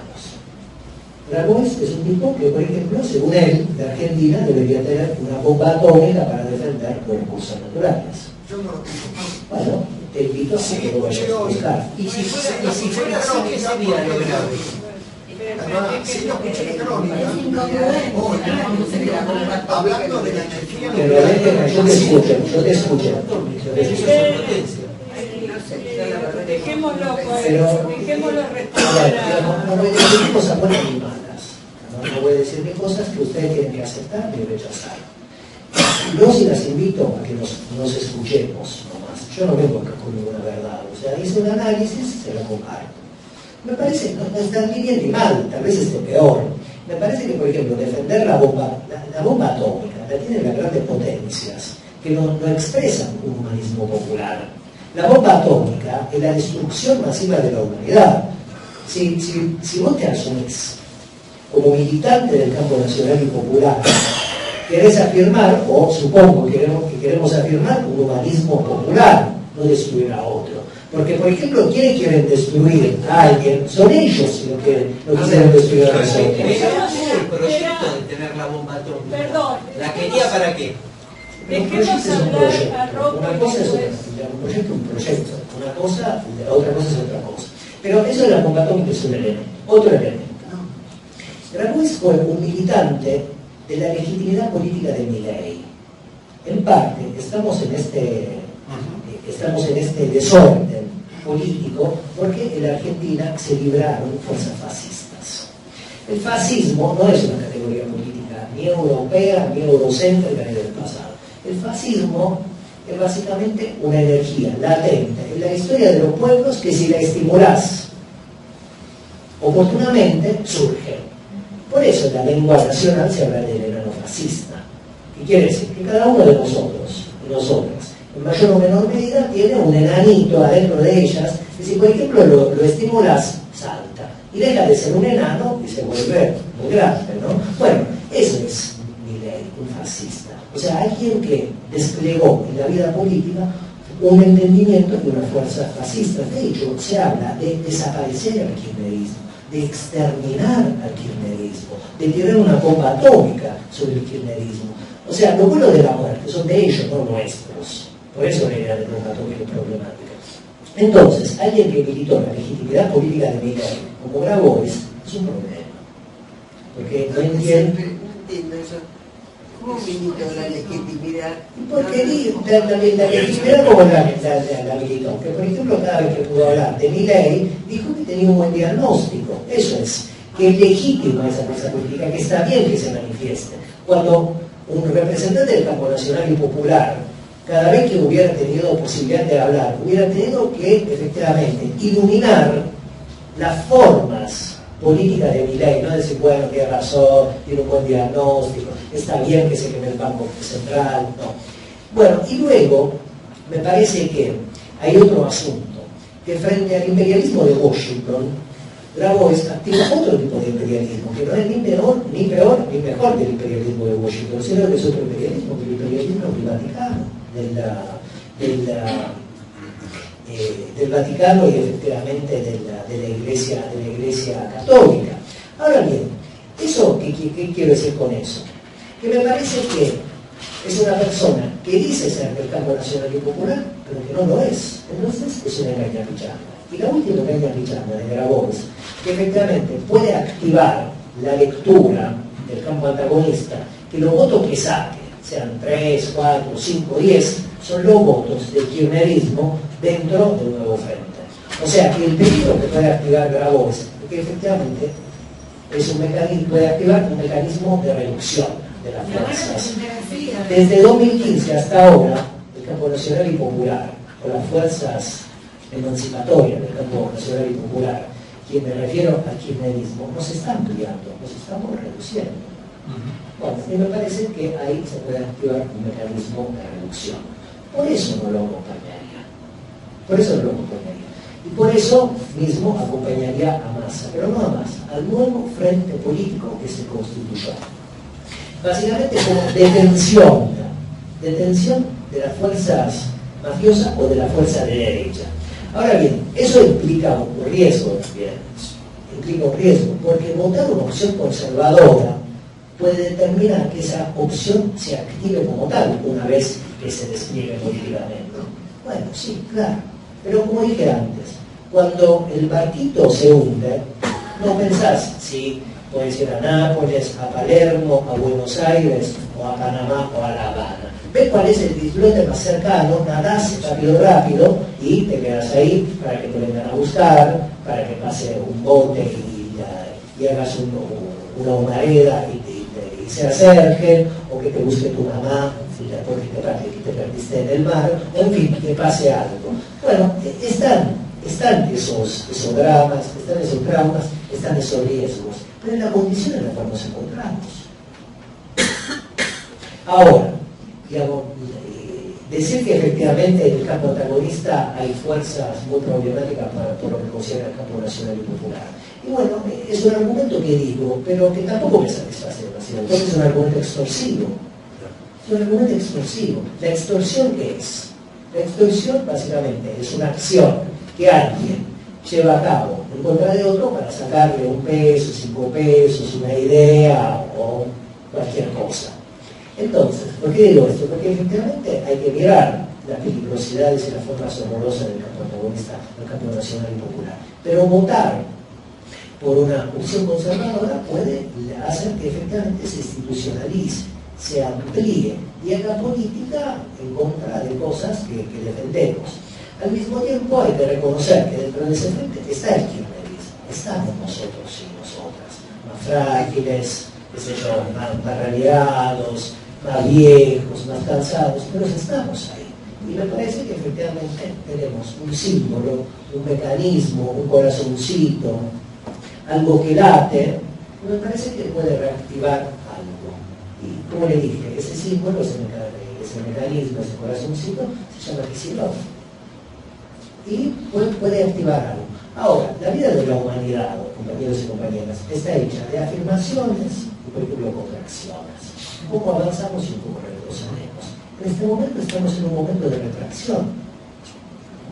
Pero seguimos teniendo conciencia de quiénes somos y seguimos teniendo las herramientas para la afirmación popular y plebeya de nuestra lucha. Por eso estamos acá, viernes a la noche. Ahora bien, eso no sirve todo, no. Pero al mismo tiempo hay que tener conciencia de la dificultad, de la cantidad de actores y no caer en los nombres propios. Sí, espera, la señorita, porque... No, perdón, yo quería primero agradecer por que hayas venido sabiendo todo lo que implica, pero quería retomar una cuestión que habías mencionado respecto a la vinculación de la dictadura como una forma de organización mafiosa. Cuando estabas hablando de la forma de violencia que ejerce la mafia, vos mencionaste el miedo y me parece que quizás no es por volverlo una discusión semántica porque me gusta teorizar, sino porque creo en la importancia del lenguaje. Me parece que sería más preciso hablar de que son formas que quieren imponer la violencia desde el terror. Porque, bueno, no lo digo yo, ¿no? Hay una autora que habla del miedo como una cuestión más vinculada a la ansiedad, pero que incluso desde el miedo se pueden generar focos de resistencia, que son precisamente los focos de los que los compañeros nos dan el ejemplo, nos dieron el ejemplo. En cambio, por eso se habla de terrorismo de Estado, porque el terror busca inmovilizar y busca paralizar. Y me parece que, frente al panorama actual y frente a todas las ansiedades que nos vienen surgiendo en el panorama electoral, me parece que es preciso avanzar con miedo, pero avanzar, no con el terror. Nada, quería como aportar eso. No, también me parece una parte de lo más relevante lo que decís, es cierto, indudablemente. Mira, puedo contestarlo así. Hoy en día uno dice Jujuy, ¿y qué dice? Si mira la violencia monopólica.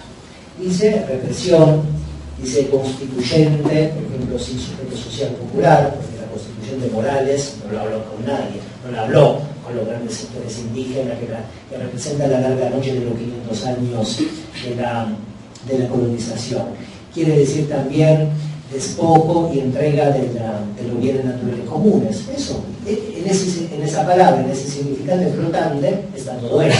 Ahora, si la miramos desde el punto de vista de la resistencia, de los maestros, los trabajadores, las trabajadoras, los pueblos indígenas, efectivamente vemos otro sentido. Porque efectivamente el terrorismo de Estado quiere provocar miedo, y el miedo provoca angustia, efectivamente, como bien decís vos, provoca efectivamente ruptura o fragilización o quebradura de los lazos sociales. ¿Para qué? Porque el miedo siempre de alguna manera pretende inmovilizarnos. en que nos salgamos de casa, en que no nos juntemos con otros. Pero si el miedo es motivo de organización popular, sobre la base del miedo se puede construir. Ante la represión, ante la negación de una constituyente popular, ante la entrega de los recursos naturales, una parte conspicua del poder jujeño, una parte conspicua de los movimientos sociales, de las grandes mayorías indígenas, trabajadores y trabajadoras, frente a esa represión deberán tener miedo. Hay gente que llora, hay gente que perdió un ojo, pero se organizan, básicamente para desplegar y ampliar una afirmación. Y me parece que la afirmación, las afirmaciones populares sobre ellas, se pueden afirmar sobre la base del miedo, sobre el reconocimiento del miedo y sobre una gran construcción de lazos sociales comunitarios populares. Porque el miedo está, pero el miedo se impone si rompe lo que pretende romper. Pero si efectivamente lo podemos reponer o organizar ante ese miedo, puede ser efectivamente un motor de emancipación y un motor de afirmación. Durante mucho tiempo estudié una cosa que a mí me interesó mucho, como por ejemplo la dictadura paraguaya había tratado de atacar a las comunidades disidentes, o sea, lo que hoy en día llamamos comunidad LGTBIQ, y creó una categoría de sentido, 108, una gran historia. Y 108 era sinónimo de puto, era sinónimo de sucio, era sinónimo de todo lo más perverso que estaba en la sociedad. Bueno, las comunidades disidentes paraguayas se organizaron, hicieron propios ese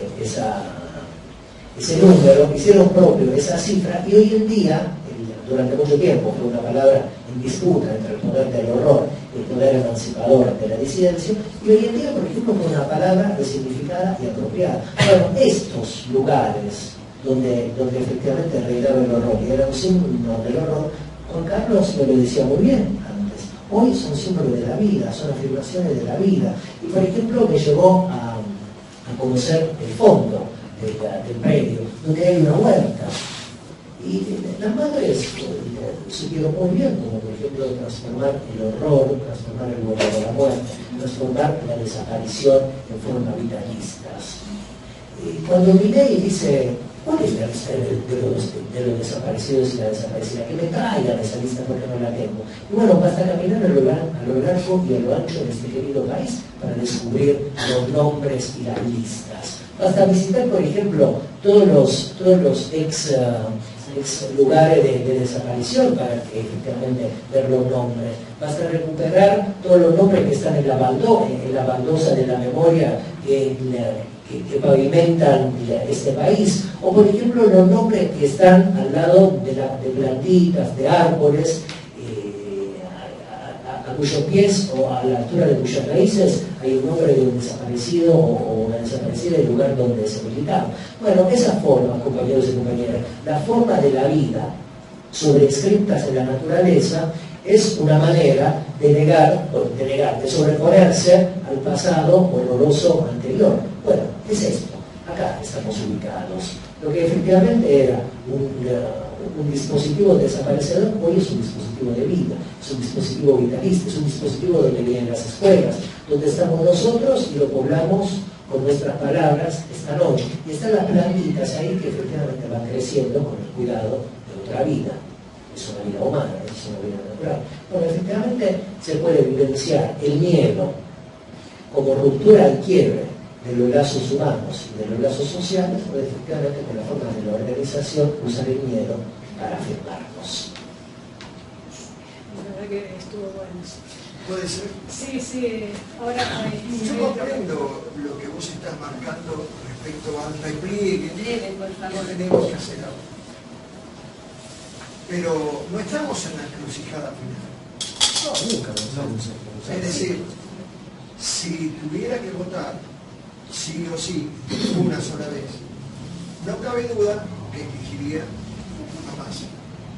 Pero no tenemos que votar una sola vez.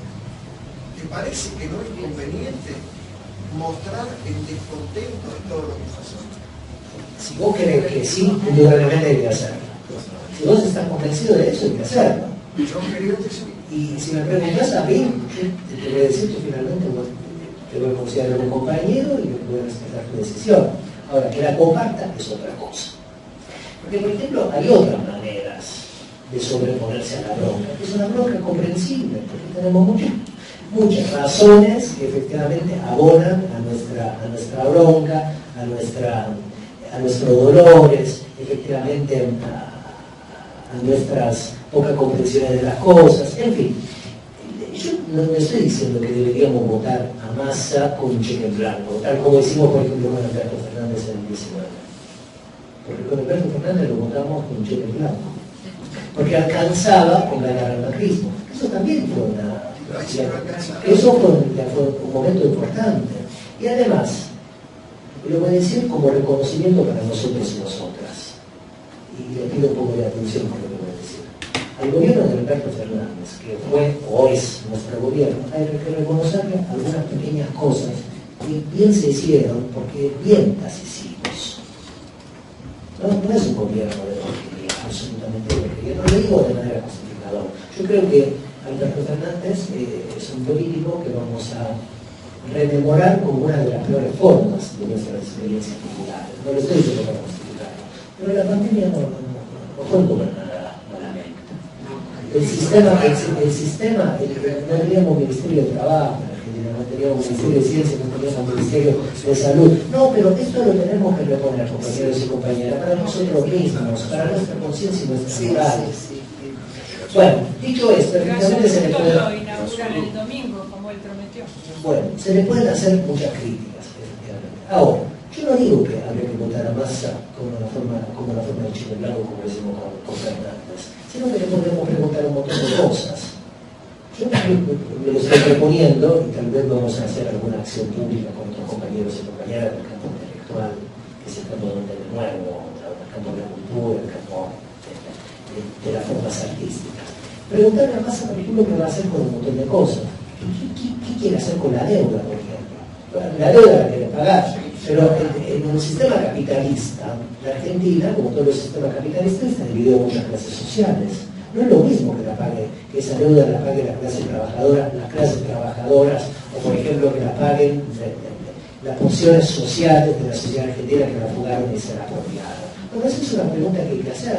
¿Qué quiere hacer, por ejemplo, con los recursos naturales comunes? ¿Qué quiere hacer, por ejemplo, con una crisis climática evidente? ¿Qué quiere hacer, por ejemplo, con el río Paraná? ¿Qué quiere hacer con los derechos humanos? ¿Qué quiere hacer con la Rosada? Y, por ejemplo, si responde de manera más o menos sensible a alguna de estas cosas, decir, bueno, te voto. Pero, claro, bueno, esa sería efectivamente una manera de hacerle saber nuestro descontento y que efectivamente reponga alguna idea que no ha repuesto o que no ha dicho hasta ahora. ¿O qué quiere hacer con el tema de los derechos humanos?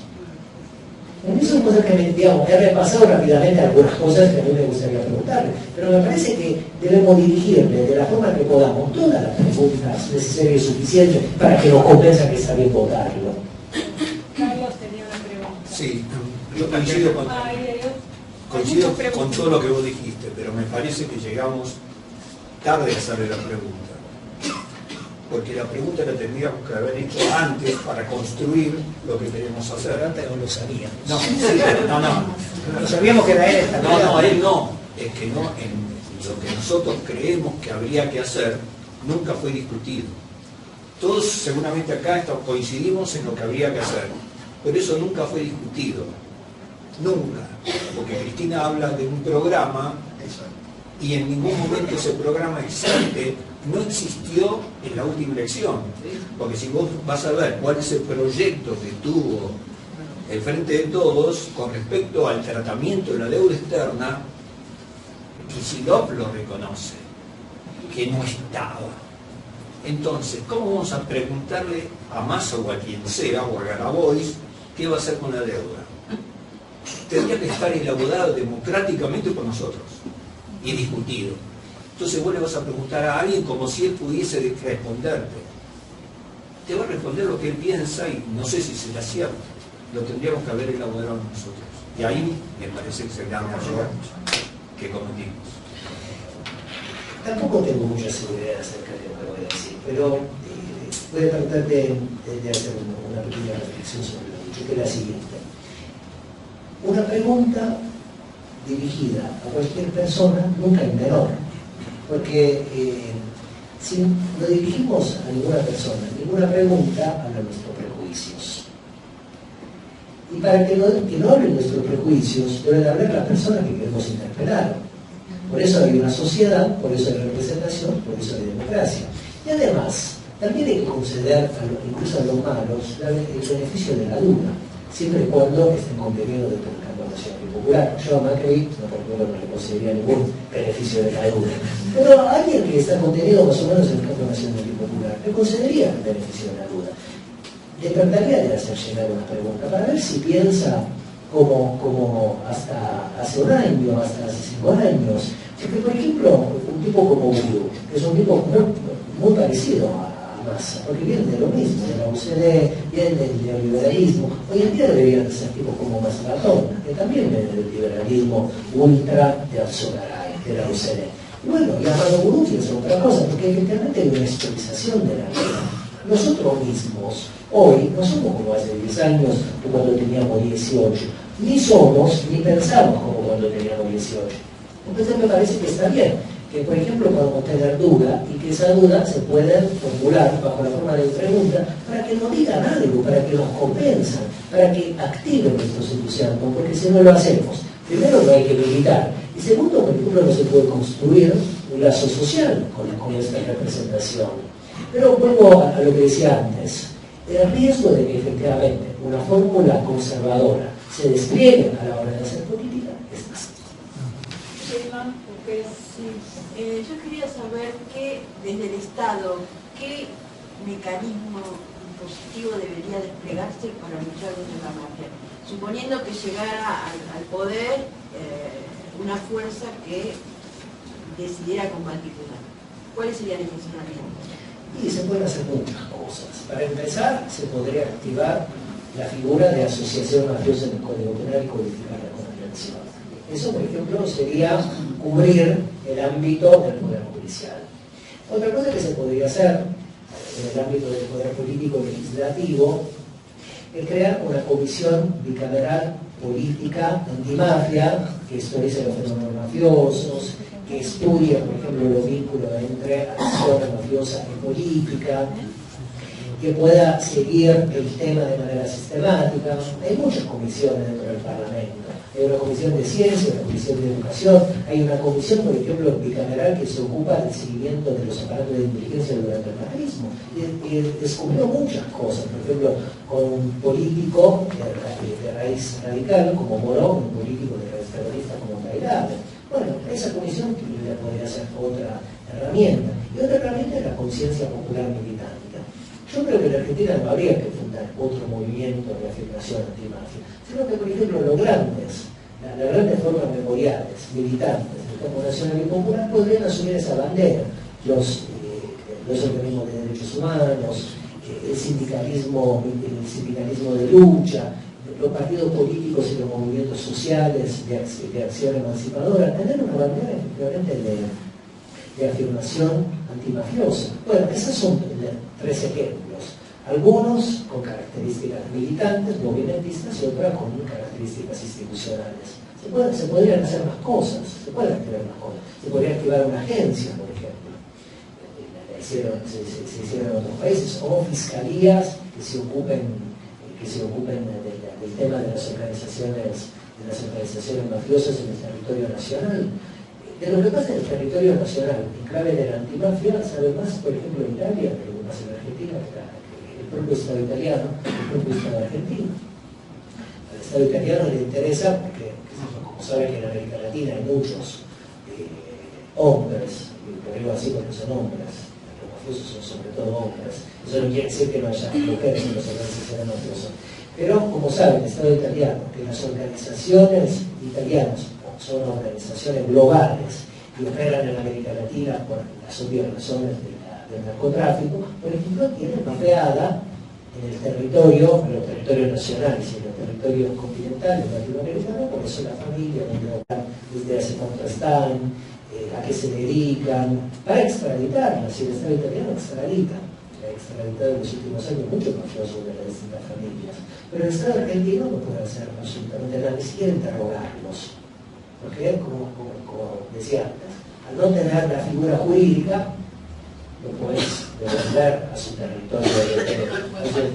¿Cómo? Ya lo intentó el juez Falcone acá en la Argentina.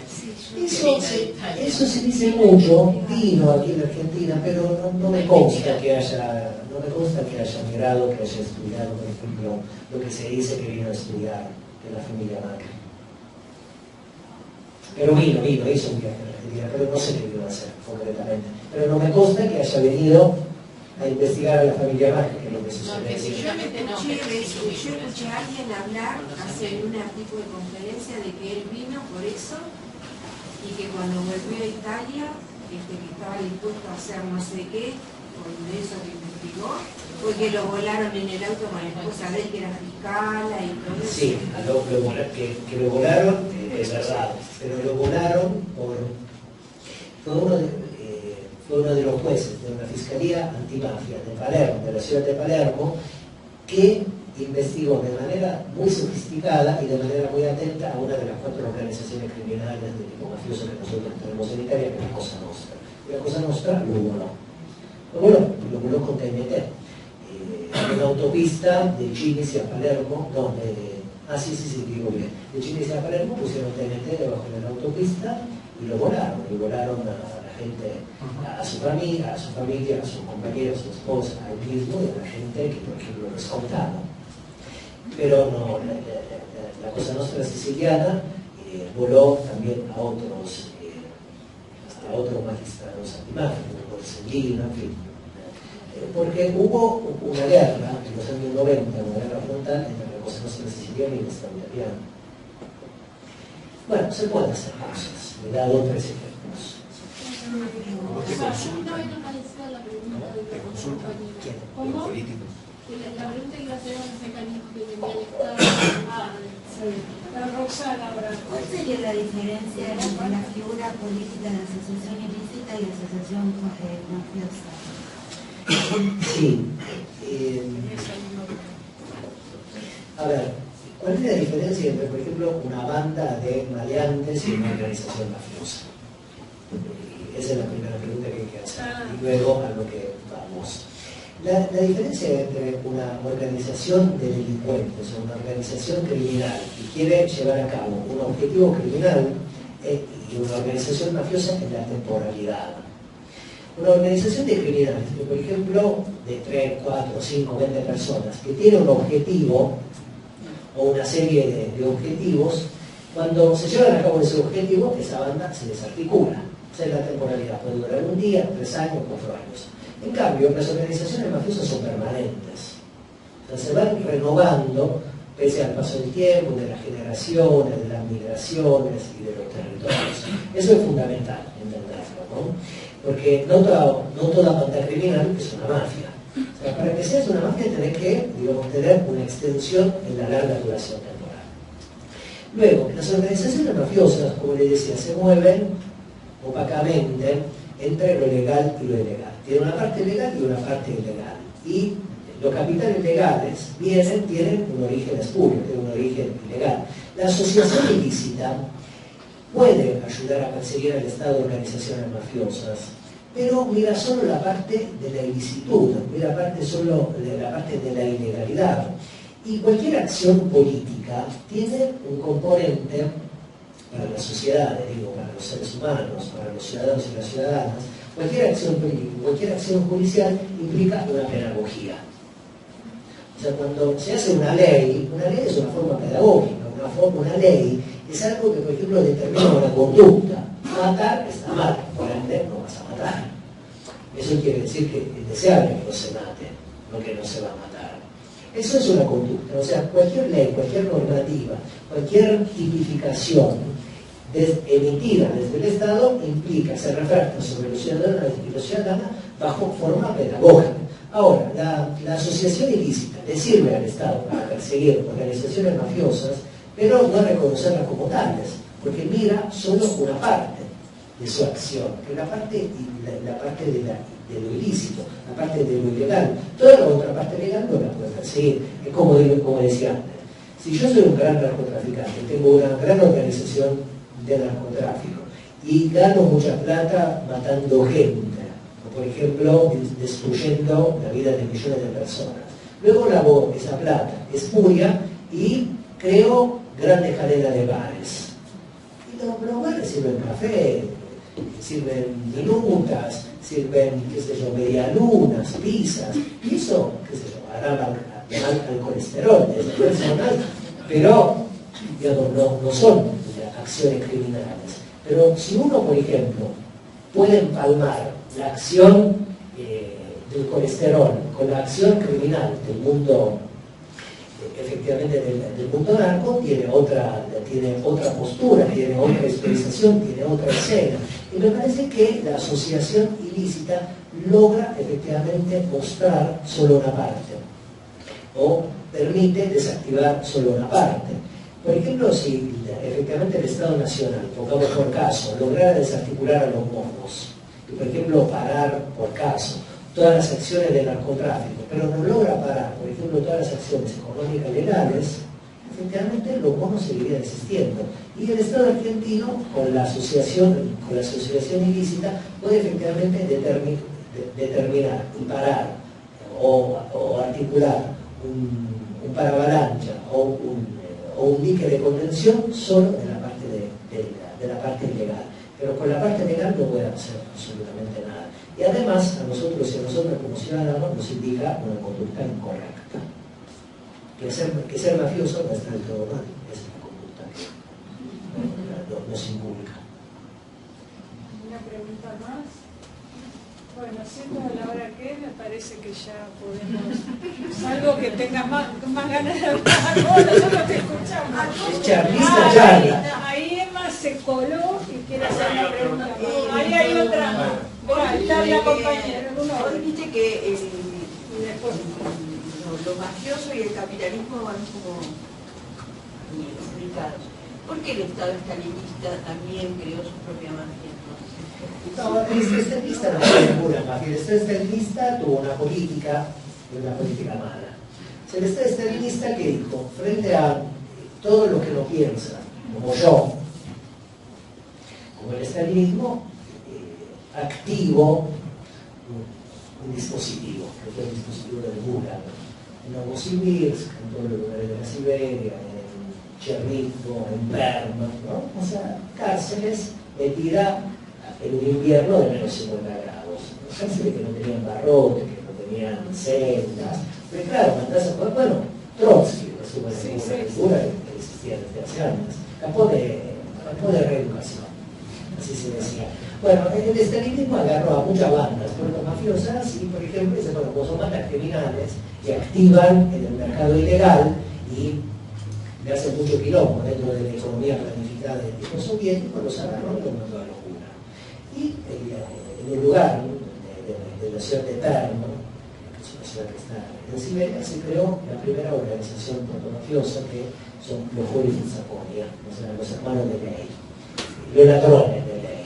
Y a partir de esa hermandad se constituyeron distintas organizaciones muy sofisticadas, mafiosas, que pensaron durante toda su vida, hasta la perestroika, hasta la caída del muro de Berlín, en contra del Estado soviético. Se pensaron con cabezas capitalistas.